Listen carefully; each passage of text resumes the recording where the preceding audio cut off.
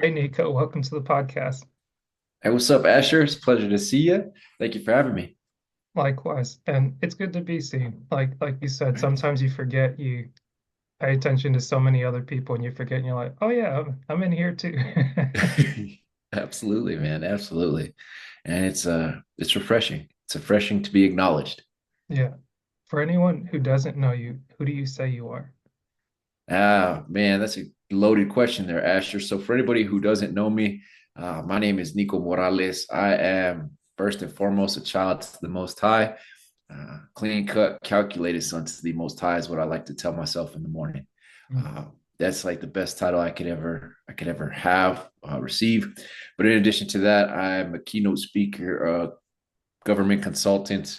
Those are two of my big roles that I play inside of the community. Mhm. And specifically, I'm a helper. I'm here to serve the servants. That's what I love to do. Man, I like it. Did you ever see yourself as a keynote speaker growing up? Like, was that one of the things you're like, yeah, that's going to be on my bucket list? Absolutely not, man. Absolutely not. Growing up, I didn't think I was going to make it past 25. Mm. And then, when I looked into my future, never really saw like a keynote speaker. I for sure saw entrepreneur somehow, but I Mm. thought it was going to be a different path, right? Like the businessman, business suit type stuff. Heck no. Mm. So a keynote speaker, absolutely not. But as I reflect back, looking hindsight is 2020, I can see all the different times that's been my calling. That's been what I'm supposed to do just because I'm naturally gifted at it. Yeah.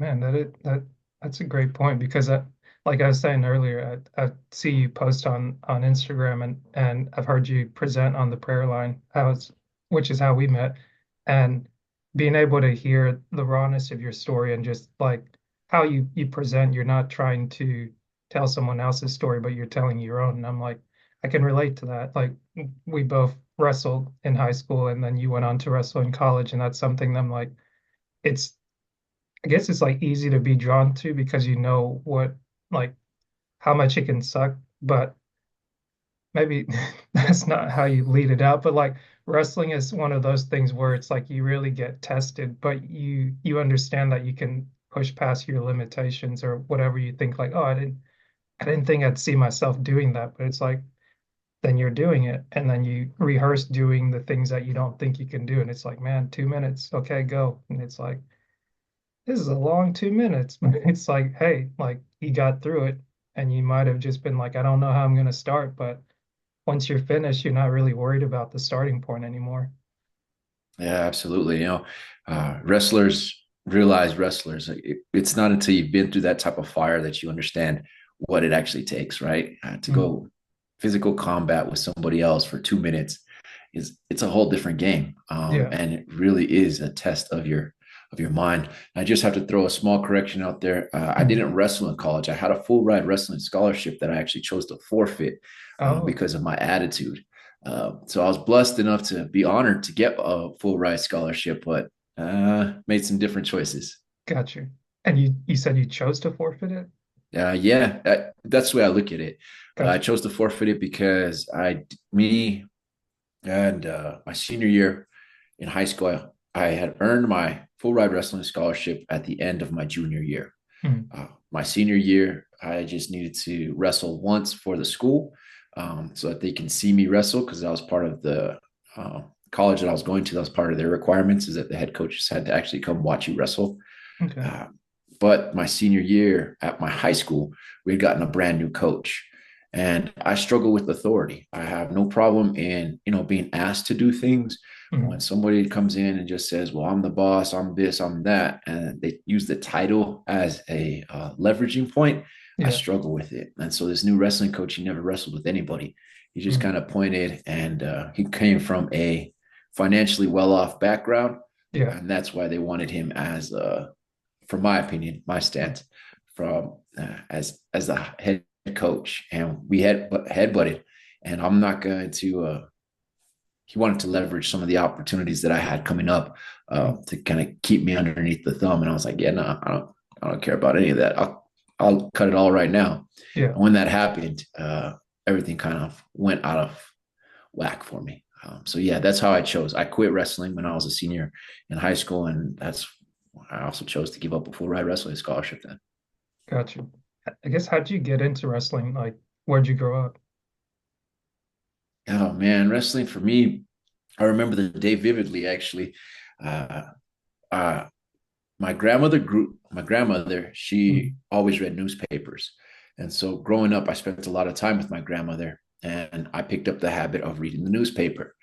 I remember I was probably about 6 years old, 7 years old, and I opened up the uh, newspaper. And on the newspaper, I see these two guys in a wrestling stance. Mhm. I didn't know what it was, but I just was attracted to it for some reason. And I took the newspaper and I walked over to my mom, little steps as I could be, all happy and excited young kid. I'd Mhm. show my mom rustling up the newspaper. I'm like, I want to do this. My mom was doing something at the kitchen table and she just kind of looked at me. She's like, all right, well, we'll look into it. I was like, no, Mhm. I need to do this. I'm Mhm. showing her the picture. I need to be on this. And she's like, all right, son. All right, fine. I'll get it set up. She didn't know what she was doing. My dad had never been around any wrestlers. There was no wrestlers in my family Mhm. other than like the WWE ones on TV. Yeah. Uh, and my mom found a way for the junior wrestling program. And that's how I got started when I was 7 years old. Started wrestling and I fell in love. It's just something about that mental test that going one on one with somebody, there's no one there to help you out. Yeah. Like you, whatever work you put in is going to be shown on that mat. And it was amazing to me. Like I still get so excited just thinking about it because there's something about the flow of that sport. Like your body is being contorted in different ways, it's being pushed in different ways. Your muscles are burning, and you still have to keep on going. Mhm. And it's a microcosm of life. And for me, wrestling taught me discipline, it taught me habits, it Mhm. taught me mental endurance, it taught me resilience, it taught me how to stay comfortable in the uncomfortable situations. It taught me how to be set apart because to be Mhm. an actual wrestler, you're just a different cut. And it also gave me a background for uh, not getting picked on. I used to get picked on when I was a kid. Mhm. So once they found out that I could wrestle and someone would pick on me that didn't have any type of wrestling background, quick little double leg, pick them up and slam them on their head, and I didn't have to have any problems Right. going forward. So it was very beneficial and helpful. Yeah. So, I mean, I guess it's not crazy to me when you think about it. It's like no matter what age you are, someone's always ready to just be like, oh yeah, like kind of like you said with the giving up the college scholarship. You got that person that comes in, they're just like, yeah, you're gonna do what I say in this way. And it's like, what what gives you the right to just be like, what? And it's like if you don't know any better, you're just like, okay, I guess that's what we're doing. We're just giving up our lunch money and like, all right. But then when you can do something about it, you're like, no, we're not doing that anymore. And what pops into my head right now is just many different circumstances. I like how you said lunch money, but think about it.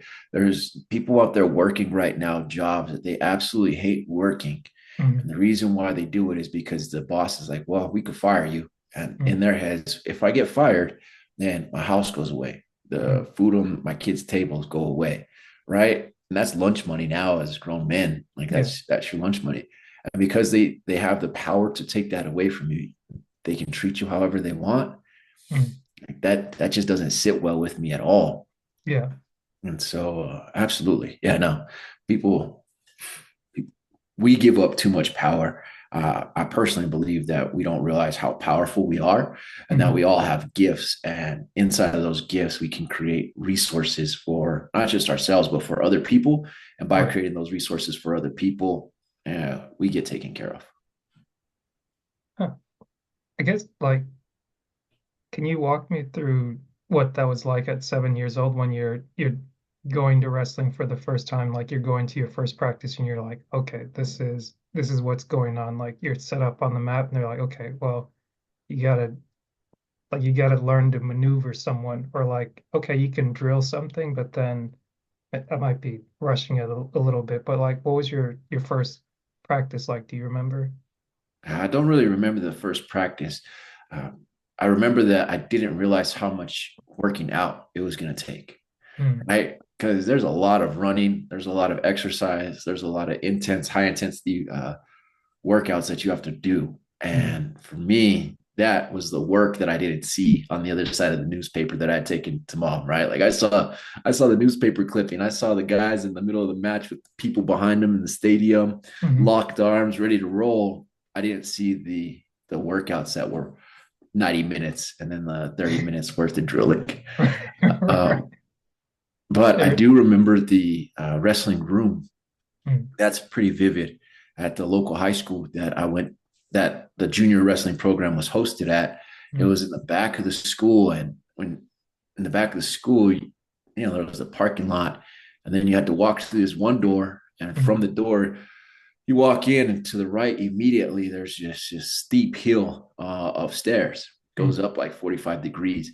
And you go climbing up this stairs, and then there's another door, and you can just smell the bleach, and you mm, can hear the pats on the mat, and you can kind of hear the whistles blowing. And I was like, what the heck is this? And I mm, guess the whole concept now, just looking at it, like you're ascending, mm, you're climbing up into something, and then you walk into the room, and the colors for this high school were red, blue, and white.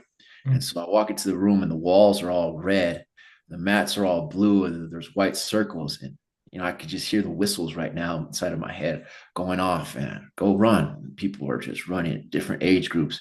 And I'm looking at these kids, and they're looking at me because I just walk in like nothing. mm, And of course, you don't know that you need shoes, right? So my first couple practices were in socks. mm, You're slipping around, and they're like, here's your stance. This is how you do it. And for me, that was just it was a cool environment. mm, And it reminded me of like a secret club. That's mm. that's one of the things that I think was pretty attractive to me, Yeah. because you had to like knock on the doors, you had to go up the stairway, and Mm. then there's no windows in this wrestling room. It It's funny stinks. how they make those. Yeah. It's it's like whether you're in a dungeon, you're ascending to somewhere, or you're in a gymnasium, it's like, yeah, we're not worried about windows. It's just all we're focused on is what's right in here. Yeah, yeah, yeah, man. And so that for me was even right now, man, it's getting a little bit nostalgic just thinking about it, because it was just a wonderful experience. It was a wonderful experience to see. I grew up around older cousins, right? I had older Mm, cousins, and young men were always taught like, oh, your cousin's tall, he's going to play basketball. Your mm, cousin's this, he's good at baseball. Your cousin mm, can see, he could going to be good at hunting. Like that's the mm, type of background that I come from. Uh, your other cousin, he's really good at football, so you're going to play football too. mm, Like, there was nobody who had introduced wrestling at all, and so when everybody heard that I was wrestling, they're like, "What?" And mm, so it gave me that opportunity to get attention, because that's for me something that I always struggled with. I always felt like an outcast. I always felt like I wasn't included, mm. for various reasons. But Yeah. for me, it gave me a platform to stand on. Like, yeah, I am different. Mm, And that was one of my favorite parts about it. And then when I learned that I was pretty decent at it just naturally, it became a huge staple of my life. mm. I like it. What became one of your go-to moves? My favorite go-to moves: Mm, ankle pick, mm. fireman's carry, and then if we're on the ground, a chicken wing. Like chicken wing and a half Nelson, I'm gonna run Yeah. it through. And then as I got older, the ball and chain, I used to love Mhm. to do that on guys.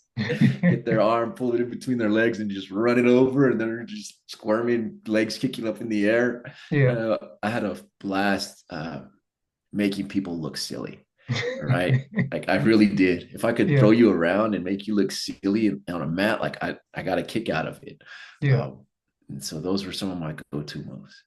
That's what's up. It the one thing I enjoy about wrestling is that it's playful in a sense to where it's like you can the more experience you get, the more you know that you can take care of someone where like you're not out there to hurt each other. Like someone can do real damage, but like if it's lightness, sometimes it can come off as disrespectful depending on what people got rivalry. If somebody's beating you by 15, it's just like just take you down, let you up, take you down, let you up, Yeah. take you down, let you up. You're just like, what's going on? Like, am I even in this? What, but like, what was it like once you finally started wrestling and you started to have your own thing and like you're coming now to the family gatherings and they're like, hey, Nico's a wrestler. Like, was anyone like, hey, maybe you can be a wrestler like Nico?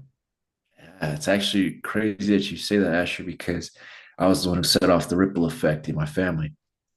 I now got three younger cousins that all wrestling. Like wrestling became the sport that you did now, right? It wasn't Mm, so much football, it wasn't baseball, it wasn't basketball. We're not tall Mexicans, man. yeah. Like I'm Hispanic, we're not big, Mm, and if you are big, it's not height wise, it's width wise, yeah. right? And wrestling is the sport that we all were able to do it. So yeah, it's crazy because when I always like to think of things in a grander way, right? Hmm. When one person in the family does something, it opens up so many doors for other people in the family.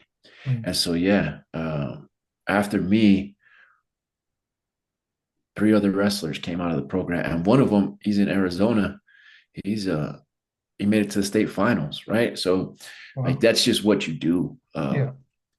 Now, my sister, I got a younger sister, and she's like, yeah, I want my kids to be able to do that, right? Hmm. Like that's now the new standard of here's how we measure each other. Mm, Where are you at in the wrestling world? yeah. And it's a whole different community too. So yeah, absolutely. And it's crazy to say that because even now as a keynote speaker, as an entrepreneur, people see that and they're like, well, how? I'm like, it's the same thing as wrestling, man. It's Mm, discipline. You got to make choices that other people won't. When I'm when I was younger and had weight to make, lunch wasn't. I didn't. I didn't get to eat what everybody else ate. We're mm, coming up on Thanksgiving right now, and it's my favorite holiday. For mm. no other reason than I didn't have my first Thanksgiving meal until I was 18 years old. And it's because the first wrestling tournament of the year was always Thanksgiving weekend. So I Mm, always had weight to make. right. And, you know, uh, being able to be around your friends who are all eating whatever the heck they want to eat. And you're Mm, like, nah, I got to eat this tuna. I got to eat this next. Like, I got to make weight.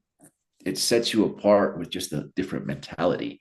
And so even now, they'll ask me, Nico, how can you be okay with getting up and standing in front of 10 people, 15 people, 1,500 people? mm, It's like, well, I was it's the same as wrestling. I was on the mat. mm. There was hundreds of people watching there. Like, it's Yeah. the same concept. The pressure doesn't change. Everybody's going to watch you mess up. Yeah. Everybody's going to watch the work that you put in. You Mm, get to show them the result. that's true. And it's like, I guess having the right or being able to choose your mindset really seems to go a long way because it's like in the same way that you can be paralyzed at one point, you can really just be like, well, that's not an issue anymore. That's not of my concern right now. And when you mentioned like the weight cut, I don't think weight cutting was something that I actually practiced doing, or I didn't really take wrestling seriously until like my junior or senior year when we had a change of coach. And it's like someone that was more dedicated into what we were doing. And he was like, hey, like you guys used to be good. Like you hadn't done anything since like maybe the 80s or like the 90s, but like we're really gonna turn this program around. And it was like, okay, sure. And like, yeah, workouts started getting harder. Like we spent more time working out before practice or running before practice, drilling, and then lifting afterwards. And it's like at the same time that you're kind of hitting puberty and people start looking at you different, like, oh, I see you getting bigger there. It's like, what's going on? It's like, hey, been working out, been wrestling. And I found out about wrestling riding the bus in sixth grade. And for us, you're not able to play basketball in sixth grade or play football. And I didn't really know much about him aside from like the similar talk where people are like, oh, you're tall, you should be able to play this. And maybe I was like 5'2", 5'4" at the time when I was like sixth grade, something like that. I was maybe around like 5 foot. So people that I eventually outgrew when I got to like 6'2" come senior year, it was much different. But that's why people would still assume it's like, oh, you're a basketball player. And it's like, no, my go-to is wrestling because it's the first sport that I practice. And being able to like just being happy to be there, like not really understanding like, okay, hey, there's value that you get from winning as well as losing, but like the lessons that you get along the way and actually taking things to heart and be like, hey, it's time to make weight. Like, don't eat a chocolate cake before your workout and then be like, I don't know how I miss weight. It's like, dude, we watched you over there eat that piece of cake. You knew you weren't supposed to do that. Like, you got to weigh in at the beginning of the tournament. You got to weigh in at the end of the day. We're here for 3, 4 days. You got to make weight every single day. Don't be playing around. So then it's like, it kind of fast forwards to now when I look at certain things and it's like, if I'm being honest with myself, I know why something's not working or why it's not. It's not rocket science. Maybe you have to go somewhere different to get the information, but like telling myself at times like this story or that story, it's like, come on, dude. You know what you're doing. Come on, man. Like, who are you fooling? Yeah, it's interesting how we can say that ourselves, right? Like that self awareness is what they like to call it, but Mhm. having a community of other people dependent on those outcomes, I think was also a huge benefactor, right? Like you said, your wrestling buddies would be like, "We saw you eat that cake. We know Yeah, why you didn't make weight." And right. all that's the type of stuff that for me I see missing in our communities nowadays, right? Mm. We have so many different ways that we can escape accountability. And because we can escape accountability, no one's progressing, right? Like Yeah. I love to use the church as an example. I heard a pastor say once, before you go searching for a new church and telling them all the things that the last church did against you, why don't you tell them the mess that you made at that church? Mm. Like, what did you do that made you feel uncomfortable? Was somebody holding you accountable for the way that you acted? Mhm. That's what the church is supposed to do. And it's the same thing with wrestling, man. Yeah. You didn't eat what you were supposed to eat, bro. Like you missed weight, and now we got to suffer because you're not getting any points for the team. Right. And because you're not getting any points for the team, it's not just an individual sport. That's what I liked about it. Football and basketball are great, but if I pass you the ball and you miss the shot, Mhm. but in a wrestling match, like if I take that shot and I don't take you down, it's on me. Like Yeah. I can't blame anybody, and I like that type of control, and I like that type of responsibility because my job was to get as many points for the team as I could in a match. And the most that I can get you is 6 points by pinning somebody, then let me do it. I Mhm. won't pin everybody that I can pin. Yeah. And if I can only get three because I won by decision, then I'll take the three. But my Mhm. goal is to get the six and put up as much as I can. Mhm. That's, I guess, was that something you embraced over time, or like how did that mentality come? Like you mentioned, like getting into wrestling initially, like remembering what the environment was like, and first seeing the newspaper clipping and being like, I want to do that, and then being met with what's on the flip side is the work, and you're not really discouraged by, okay, hey, we've got to do this and we've got to do. It's like, no, okay, I'm getting to go to this and this and this, and it's like I'm learning along the way. I'm developing the skill. I'm becoming a newer person? Like, what gave you that accountability to say, hey, I want to contribute to this team and I want to do it in this way to give you the best or the most that I can give? I think the first part of it was novelty, right? Mm. It's new. And because of the novelty and the newness of it, I was able to be like, all right, yeah, what else can I do? Like it Mm. wasn't so much like, oh, new apprehensive. It was like, all right, this is the door. What else is behind the door? This is Right. the hallway. Now, what does this room open up? What Mm. does this room open up? It was no longer just takedowns. Now you can take down and I can win more points by pinning people. Great. Mm. Then let me try to pin people. How do I pin people the fastest? Mm. And then also becoming known for certain things. Mm. Like in my community, there was only so many kids in certain weight brackets and age brackets. There was only so many schools that they all learned from, and Yeah. each one of those schools had a coach. The coaches all knew each other because the communities weren't that large, right? And Right. so they'd be like, yeah, at this school, watch out for the cradle. When you're Mm. wrestling with this school, they're going to do single legs. When Mm. you're wrestling against this guy, the double legs are coming. So get prepared for it. And so Right. being able to be known for something, that was exciting to me. And when I learned that you can what I contribute can contribute to a greater cause, that was amazing because I love to be able to serve people. That's one of the places that I learned it. Right. I not only could I just work out and better myself, but I can do better for a team. And then on top of that, man, there was some kids that used to get picked on him when I was younger, and they Hmm. couldn't fight for themselves. And so Hmm. I could go do that, right? Like I can go step up and be like, "Yo, what's up? Why are you messing with the homie?" And Hmm. they'd be like, "Oh, well, Nico, I know you're a wrestler and this and that." And like, "Yeah, dog, don't be messing with my little homie because he can't." Hmm. Right. And so being able to serve in those other aspects as well, not just the group that I trained with, but also the people that were outside of the group that I trained with. Hmm. That for me, I think is, as I look back, was probably the most drawing effect. And plus, there was an intention that was given, and that attention that was given, as a young man, we strive for it. There's ways to get attention as young men, and there's different ways to do it. Hmm. And for me, that was a positive outlet. And working out, we underestimate it, right? Like Yeah. the the effort, the way that your brain can go into a flow state, as they call it nowadays, when you're training, it's just you have a solitary focus, and Yeah. if you don't have that solitary focus, you can lose. And at any moment, whenever you lose focus, that's when you lose the match. Like I think that's crazy and amazing all at the same time. Yeah. Man, you hit, you made a really good point where when you're definitely in that flow state.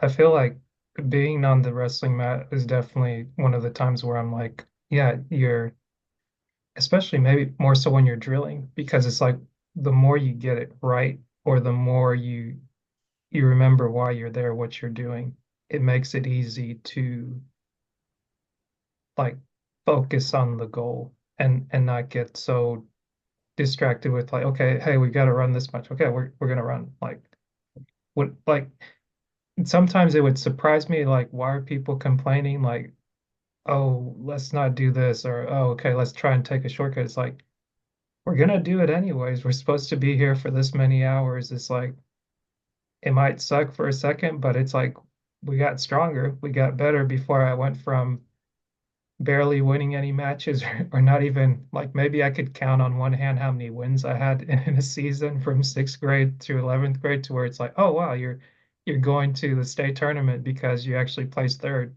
and then like the following year got injured. But it's like, oh hey, you're contributing to this thing. And to your point, when you talk about wrestling as a team and having team duels where it's like, okay, in the state tournament, you can go as your whole team and it's like, hey, whatever weight class we start at, we go head to head, and we know this is what they're good at. So we drilled against that. We know if someone goes here, you go there to counteract it. And it's like if someone's going to throw you, you got to leverage yourself to, okay, I'm already in the air. I know where I'm going to land or how I'm going to stop the throw and different things like that. And being able to problem solve in real time. And to your point, being able to have that like attention that you're with your boys, you're with your guys, and you have a father figure, so to speak, that's like giving you direction to where it's like you try something and you realize what it is that you tried. You're like, okay, hey, this actually works. Like other times, it's like you might be getting yelled at. It's like, use it, use it. It's like, what are you talking about? What do we? And it's like, okay, well, if I focus on what it is that I have been drilling, and it's like I know that for me it was single legs that I was good at, and then from the single leg, it's like you can take someone down and get their back, and it's like knowing that if I'm focused less on like not losing to actually winning the match and being like, oh, I have the tools to win the match, and like this person looks so massive, but it's like I still have it within me to execute, then it's not as daunting. But I love what you point I love what you point to when you talk about being known for something and it giving you some like a way to serve people and a way to be like, okay, hey, like I can hold my own and I can hold my own against others as well. Oh yeah, absolutely.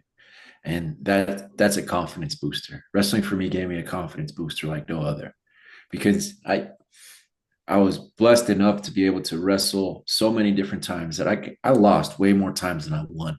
Mm. I really did. Like if you look at the overall span of the 10 years that I wrestled, I got my butt handed to me way more times than I Me too. did giving out the butt handing. Right. Like that's just how it goes. And for me, that helps me in overcoming that fear of failing, Mm. that fear of losing, that fear of getting whooped on. I remember I had to be carried out of a tournament once because my leg wouldn't work, my arm wouldn't work. Mm. And I remember also have setting it up so that someone else had to be carried out of a tournament. Mm. Not promoting that, but just the two different sides of it, the polarization of it. Right. But yeah, it's that whole idea that even if I get my butt handed to me, I still held my own. Like I Mm. still gave it my all. And that's a confidence booster. And a lot of people lack confidence nowadays because they haven't. I've gained the most confidence from getting my butt handed to me Mm. multiple times in multiple different areas of life. And for me, that I just look at it as I didn't lose, I learned. Yeah. Because I learned, I learned that the ankle pick doesn't work on short, stubby dudes, but on Mm. tall dudes, man, that ankle pick is cherry, especially if you could get them to step forward, right? Yeah. So I learned ways to pivot. The short, stubby dude, lock up with them, do a lat drop real fast. Mm. You learn how to adapt and make different decisions right then and there based on the circumstances that you're going to be facing. Yeah. Man. Yeah. Everything's got a life lesson in it. It's like, man, oh, I was thinking to myself, I wonder if that's why I like following like the mixed martial arts news, specifically like UFC news and things like that. And it's like I watch some fights sometimes on Saturdays, but more so throughout the week, I'll follow different news sites and things like that. And you listen to how different guys talk and how they're kind of processing things because on the one hand, you don't really get to know the man in the arena, so to speak. Like this is an opportunity to kind of do that, like focus on your life and to see, okay, what is it that drives this person? How does this person think? And then you realize it's like, oh, okay, like they're like me, and maybe they're on a different stage or a different thing, but it's that you get reminded of the things that you went through and how they educate you, or like remind you of where you're at today. It might be a new day, but it's not something like new overall under the sun, and it's not impossible. But sometimes it's weird. Like, can you walk me through having obviously we're talking now present day when you can see things more holistically, but when you're going through high school specifically and you're having success in wrestling, but then at the end of it, you have the reward that's going to be presented to you as like, hey, here's a scholarship, but then your attitude has become a problem that's like, this isn't going to work. Like, how did you cross that road once you got to it? Like once you've rejected it and it's like, what was the follow up to that? Oh, I spiraled because Mm. I had removed a staple from my life. Right. Yeah. So just think about it. That one thread stitching that holds the whole shirt together Yeah. at the end, that tying knot, that's Hmm. what wrestling was for me. Hmm. Because I struggled with, I still do, with anger outbursts, right? Hmm. And for me, I knew that as soon as I can go into the wrestling room, I can let it out. Yeah. I struggled with not being able to communicate my thoughts and my emotions. But as soon as I got into the wrestling room, I could let it all out. And so Mm. because I quit wrestling and I stopped, I didn't have that outlet anymore. And Mm. so for me, I turned to other outlets. And those outlets were the ones that I saw around me. Mm. Just like wrestling, I saw it in the newspaper while I looked to what other people were doing. And people around me who I admired. I want to Mhm. highlight that portion because you have to admire things in order for you to go after them. Right. The ones that I admired, they weren't doing positive things. They were selling dope and running amok in the streets. Mm. And so that's what I turned to when I shouldn't have. And that's how quitting wrestling really helped and hurt. And I can say Mhm. helped now as an, person who sits here, doesn't use any type of drugs, doesn't drink, doesn't watch porn, doesn't have multiple baby mamas. Like I can sit here and say that like now because even in my worst of days, Mhm. I still had a discipline, right? I still had a contribution that I needed to have towards a community. I was Mhm. going to hold my own. And when I learned the rules of the different world that I was entering, then I had to follow those rules, just like with wrestling, Yeah. right? There's certain parameters that you're going to have. Well, in every situation, there's going to be rules to follow. Mhm. And so when wrestling stopped, I spiraled out of control because I lost my best path to self-regulation, my best path to emotional communication, my best path to being sane. We all have to have that, right? We all have to have that outlet. And if you don't have an outlet, then you need to find one. And I didn't realize how dependent I was on the wrestling season to get that outlet because everything was about wrestling. I tried dropping out of school when I was 14 years old. And that would be about ninth grade. I was like, I'm done with school. There's no point in me going. Like, I don't care about that. And the only reason why, like, my parents were like, now we're going to send you to a charter school. You can send me to whatever school you guys want to send me to. I'm not going to go. Like, it don't matter. Like, you're going to have to drop me off there and I'm going to figure out a way to get out of school because I don't see the benefit in school. And the only thing that they told me was, well, then you can't wrestle. And when I learned that, that's when I was like, oh, shit, pardon Mhm. my language. But that's literally my brain. It was like, Yeah. oh, the one thing that I truly love is going to be taken away if I make this decision. And when I was 17, 18 years old and I turned away the scholarship, which was your original question, I quit wrestling. I didn't think about that anymore because I was already in the mindset that it's going to end at some point, right? It might just be a couple more years, but it's going to end at some point. And at that time, the UFC wasn't what it is now, right? Mixed martial arts wasn't what it is now. There wasn't clubs for it. So for me, like after 22, the only other route was to go to the Olympics. And at that point, I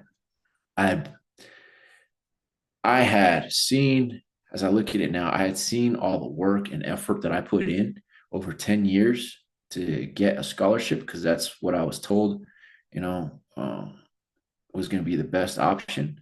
Mhm. And I saw it all be taken away by some dude who just entered into my hemisphere. Mhm. Like that, I learned quickly that it could all be taken away instantly by someone else. Right. And that was not cool. And that's where I literally was like, well, if I can't control that, then I'm going to throw all control out of the window. I'm not going to try to control anything. Gotcha. Hey, give me 1 second. I'll be right Yeah. back.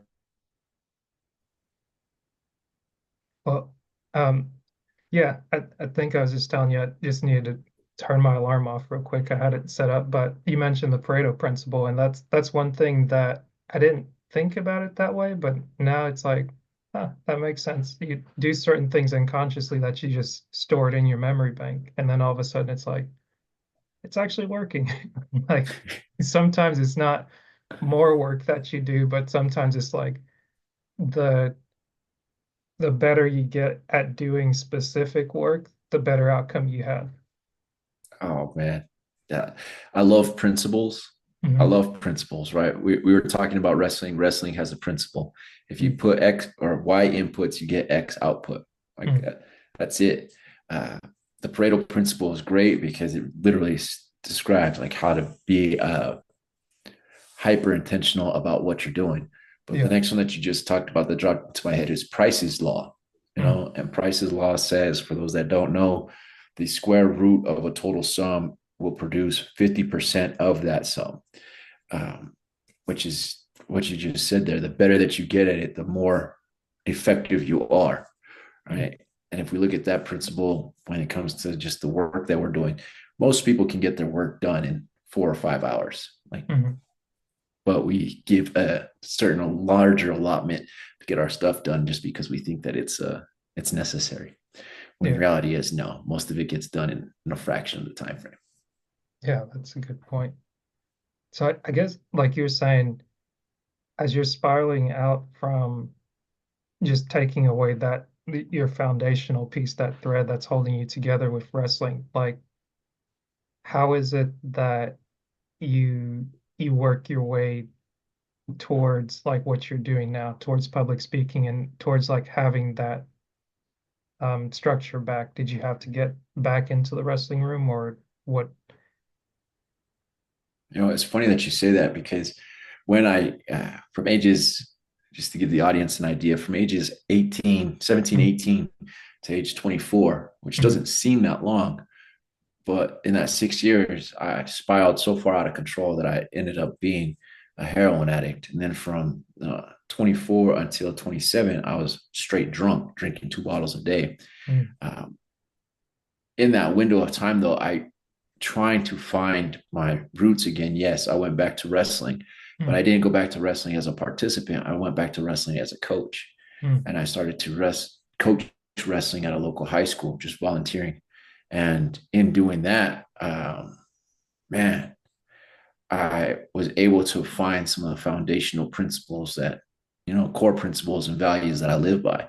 mm, And by no means was I the best wrestling coach at all, like mm. at all. But I was able to share something Yeah, that was passionate to me, and I could see other young men learning from it.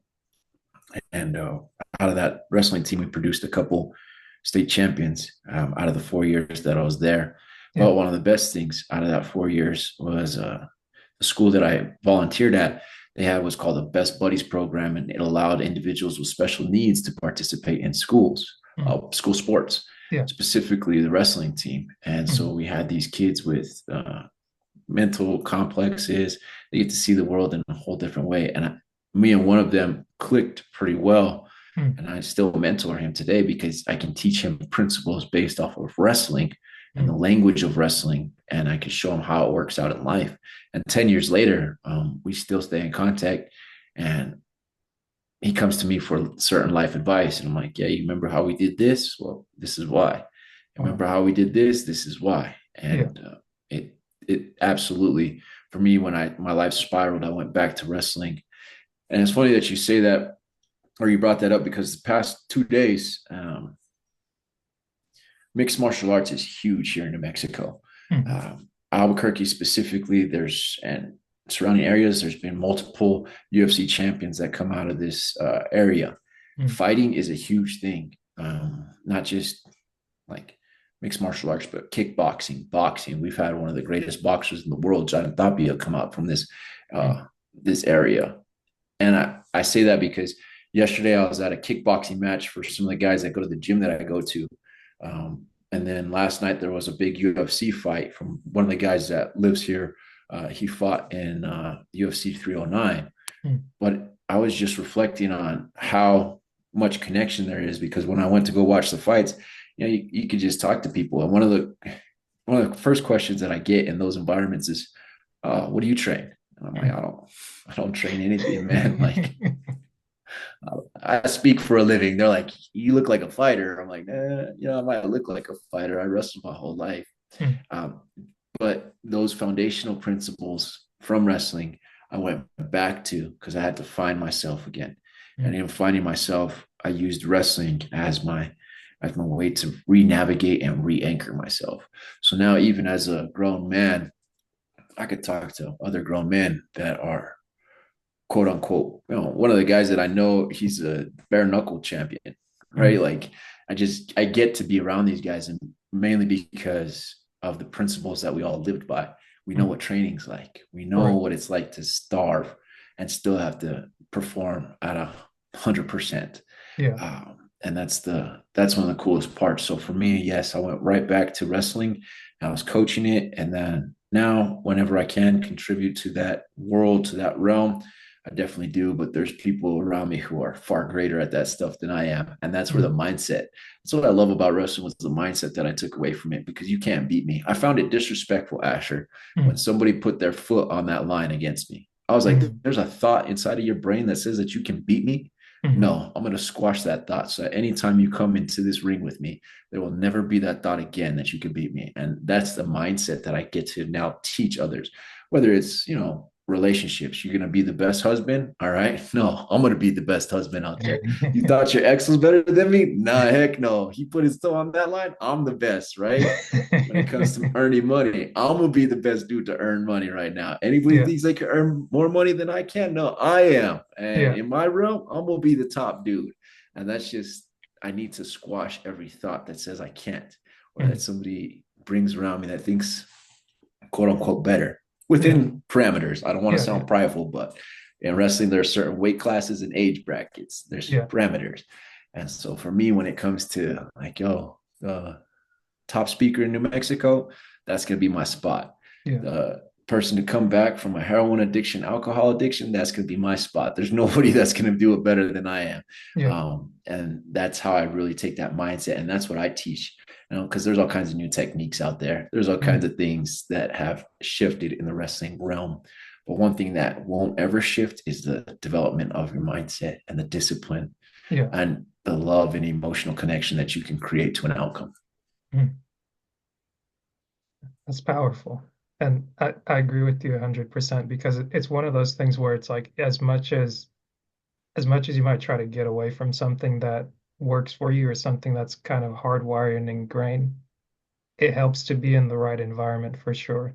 But it's also one of those things where it's like once you're in the right environment and you've trained your mind to say, hey, this is what we do, this is what we don't do.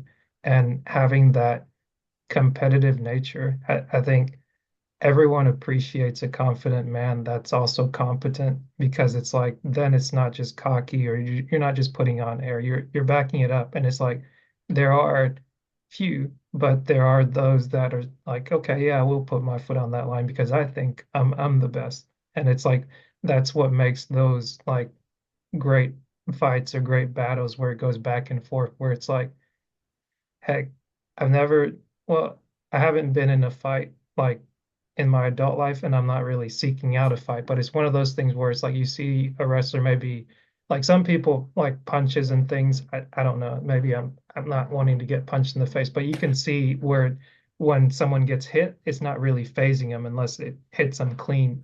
But it's that mentality where it's like, yeah, I'm not budging an inch. Like I believe I belong here. And it's with that confidence that I move forward because I know I've put in the work.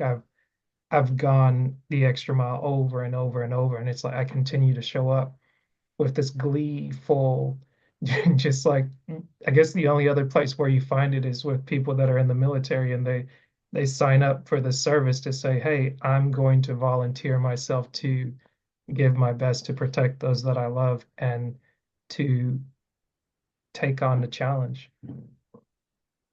Absolutely. Absolutely. It's a joy that comes from it. There's a joy that comes from that great camaraderie, competitiveness, Yeah, right? Because even some of those great fights that we've seen, the legendary fights, the ongoing ones, those two guys, whether they like it or not, they're so much alike that that's usually what drives them apart right. because they're both like, no, they're the two dogs that aren't going to let go. I'm Yeah, going to die. I'm going to die before I let go. And that's the yeah. thought process. And yeah, I totally respect that, admire that, and love that portion of it. Because once I get my jaws locked, Mhm. they're not coming undone. You have to put me down. Right. It's just what's going to happen. And it's always great to see the sportsmanship at the end of it, which I think really speaks to the beauty of what's there because it's like when you when you fully deal with yourself and you bring the best version of yourself and you kind of let go of some of the animosity, it's like you can't really be mad at somebody if they gave their all, if they came up like honest, they came up front, they didn't try to like sneak or do something kind of shady on the side. It's like, okay, yeah, I gave it my best, you gave it your best. And it's like I respect you. Even if I beat you, I still respect you. And like you hope it goes likewise. When it doesn't, that's when it's like, okay, yeah, I'm not cool with that guy. Like you stay over there, otherwise you know what's gonna happen next time. You step on that line, you're gonna get this work. Yeah. Otherwise, it's like otherwise we're cool. We're cool. Like might not want to see you again, but we're good. You stay over there. This was fun. We'll do it again. Yeah. And I think that's what it's a Bible principle that says, iron sharpens iron. Yeah, It takes that type of other facing another iron that is just as strong as you are to see who's going to be the strongest. And luckily, out of that situation, you both come out stronger, yeah, right? for sure.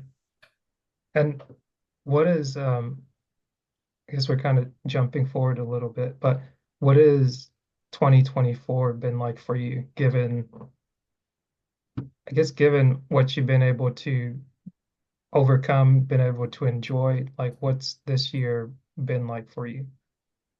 That's a great question, Asher, and thanks for the opportunity to reflect on it. 2024 has been the year of self-love.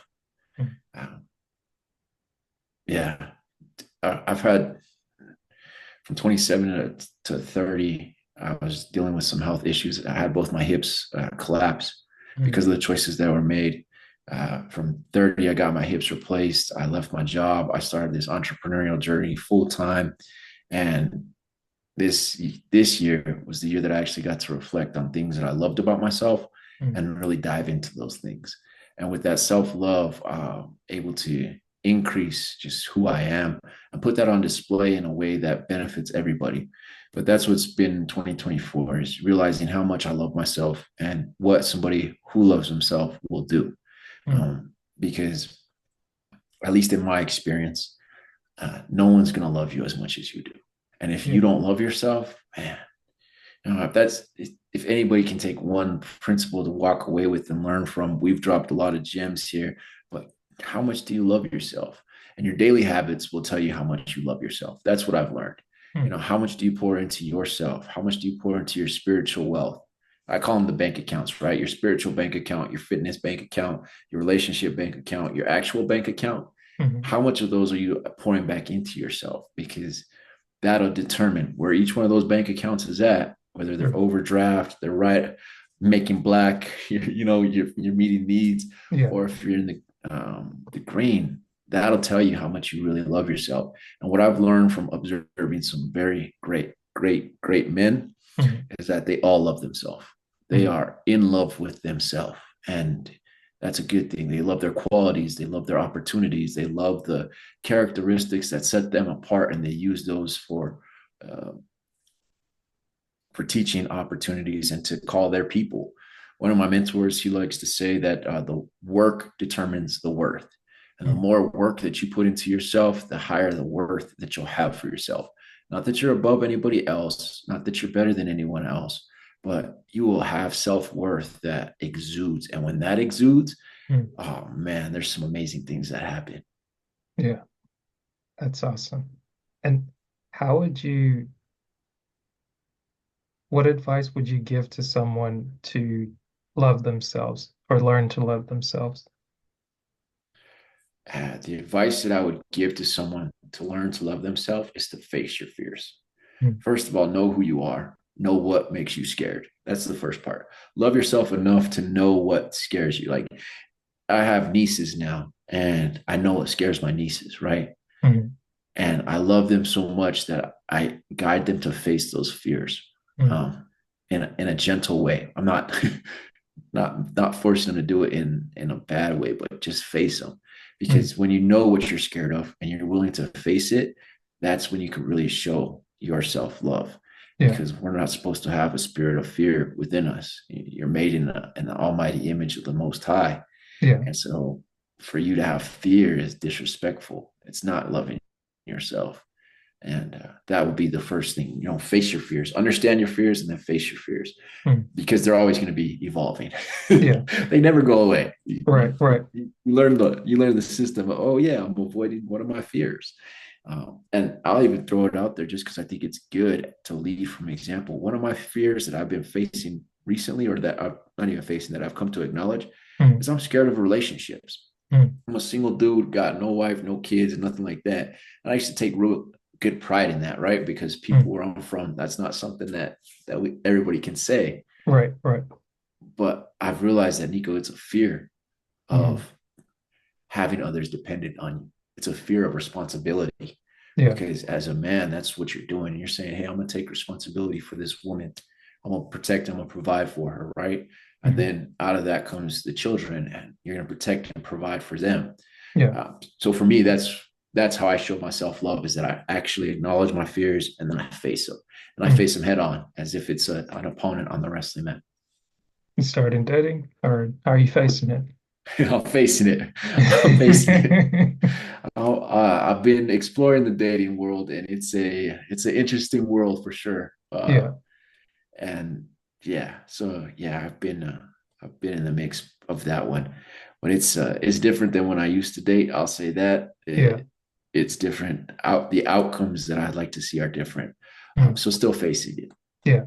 I commend you for that because it is one of those things where I think for me, maybe to some degree, it might be commitment where it's like, okay, what if it doesn't work out? There's always that thought in the back of your mind. But here recently, I think I've started to face it in that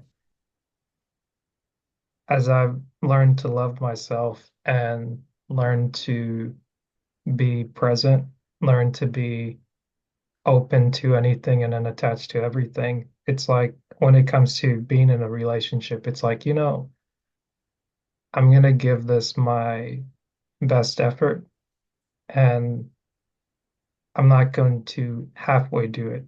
Like I'm not going to go into it thinking that it's going to fail, but if it's actually put forward the best effort and say, okay, if I'm too comfortable, I'm going to challenge myself to kind of step outside of my comfort zone, but also I'm going to bring the best version of myself. So like when you're talking about challenging those fears and actually um, getting in a relationship with someone, but then I think someone had a good mentor to me had said a relationship is like intimacy in a relationship, it's something that's almost like a mirror where it's like it's into you, you see. Like the more intimate you are to someone, they help you see yourself. So even when they ask you questions, it's like, okay, what's my knee-jerk reaction? Sometimes I'm like, huh, am I thinking before I answer this, or am I just kind of responding off of what I've been taught, what I've been programmed? And it's like, oh, okay,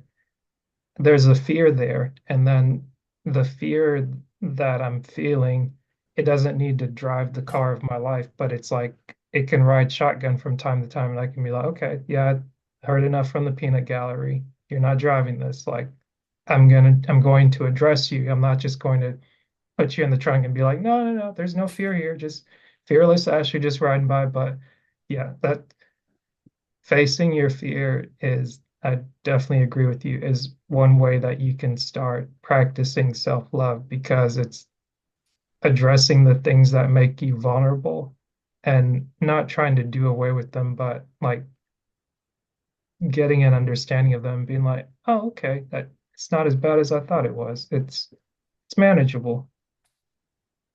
Yeah. And then you become stronger out of it. And when you become stronger out of it, you love yourself more for accomplishing something that you didn't think you were ever able to accomplish. Oh And you yeah. get to start the cycle over again. That's a great point. And I think I've noticed you've been working out or you work out regularly. And I think for me, working out has been something that's been on again, off again. But here recently, I went back to workouts that I did for 12 weeks last year. And maybe I'm 2, 3 months in now and just going through that process of whether it's at the gym, on the road, but following the same steps of being, okay, there's these many sets that we're doing, 3, 4, or 5 sets, and this many exercises. I need to do them slow, deliberate. It's that if it's not done in the morning, it has to be done in the afternoon. It just needs to be done. And that accomplishment of like, I didn't just do the work, but I'm getting stronger. I can feel it like, okay, I'm at work, I'm picking this up or I'm moving this, like where we do drilling from time to time, and it's like you're picking this thing up and it's like, hey man, like I'm just out here helping, but you're gonna have to do this. So it's like I've been hitting the gym, so you're gonna have to hit the gym. And it's like I couldn't do this a month ago. I felt like I just felt weak as all heck. But it's like, hey, you don't have to have like high school strength, college strength of like, oh, bench pressing this. But no, you got to be able to move your body around and those things and be like, oh yeah, I'm finally doing it. It feels great to realize that and just appreciate that, so to speak. Oh, 1000%.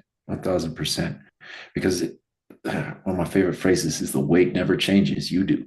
Mm, Like, and so whether it's light or it's heavy is on you, it's not on the weight. Like, at the end of the yeah, day, that 50 pounds ain't going to change. yeah, It's not going to say, oh, today I'm going to be 35 for you, Nico. No, it's going to be 50 pounds. And how I yeah, choose to approach that is up to me, right? And so being able to do certain workouts at certain weights and move them more lightly or Mm. more fluidly, more control when it Yeah. used to be jerking. That type of stuff is cool. At the Mm. gym that I go to, there's a lot of bodybuilders, and I tell them, don't ask me to spot you. They Mm. say, why not? I was like, because I need you to fail. So Mm. I'm not going to go spot you and I'm not going to stop you from like the gym set up so you're not going to get hurt, bro. Like Mm. it's not like we're in a situation like that. But you need to fail. And they just look at me like, what? I'm like, yeah, don't ask me to spot you, bro. I Mm. ain't gonna do it Yeah. because that failure will show you where you're at. And because of where you're at, you'll be able to gauge how much stronger you're getting. If Mm. I come in and catch you and give you a false sense of hope Mm. that someone's gonna be there, nah, dude, I ain't gonna do that to you because that's not love. Mm. Love is letting you fail and being there when you fail and saying, hey, I got you. If you need some help, I can help you. But Mm. I'm not going to do this for you. You need to hit that failing point. And I think a lot of people freak out at me for that. But I'm like, no, no, especially some of the younger kids that are like in their Yeah. 20, 22s. Like, will you come spot me? I'm like, nope, drop the weight, bro. Like, they just look at me like, what do you mean you're not going to spot me? It's safety. I was like, no, it's not. It's in your head, dude. Like, drop the weight. It's Yeah. not that big of a thing. They, chatter, chatter. And then I'm just like, I fail all the time. So in there, sometimes I'll be like, getting weights. Right now, I'm working to get 3 plates on each side of the squat rack. Mm. And I fail. You'll hear the big old thud. And I'm like, well, this time it failed at three Mm. reps instead of the first rep. Mm. Right. And it's those small wins, that small idea that I'm getting stronger and I can Yeah. rely on myself, that increases my self-love. Yeah. Yeah. I agree with you.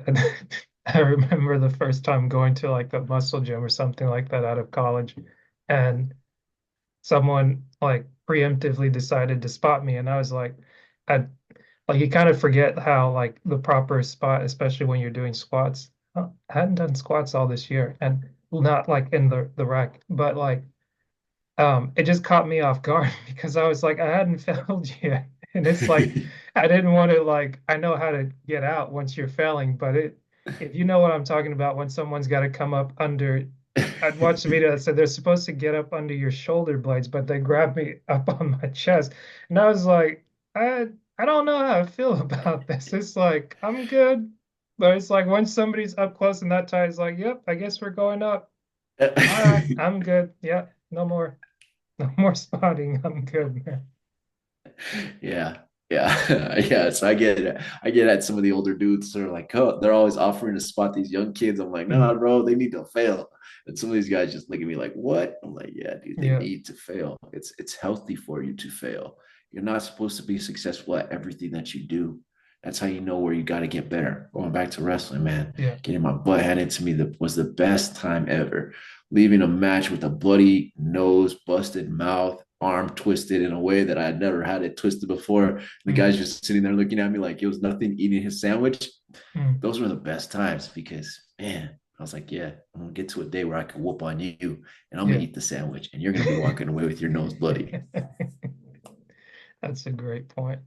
And how can people find you and follow you online and offline Best as way to find and follow me is at nico.m.morales on Instagram.